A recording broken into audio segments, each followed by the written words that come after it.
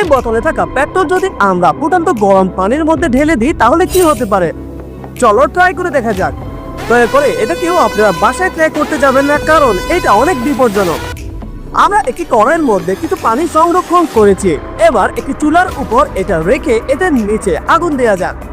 ও, এটার আগুন জ্বলে উঠেছে আর বেশ কিছুক্ষণ জ্বলার পর এই পানিগুলো ফুটতে লাগলো। আমরা এবার এটার মধ্যে পেট্রোল ঢেলে দেখব।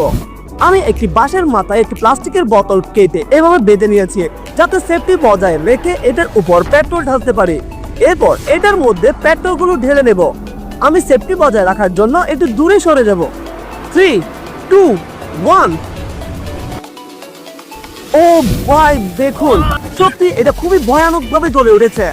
আমি ভেবেছিলাম এই পানিতে পেট্রোল ঢাললে কিছুই হবে না, কিন্তু এটা খুবই মারাত্মক লেভেলে জ্বলে উঠেছে। যদি এরকম আরো ভয়ানক ভিডিও দেখতে চাও, অবশ্যই আমার চ্যানেলটি সাবস্ক্রাইব করে ফেলো।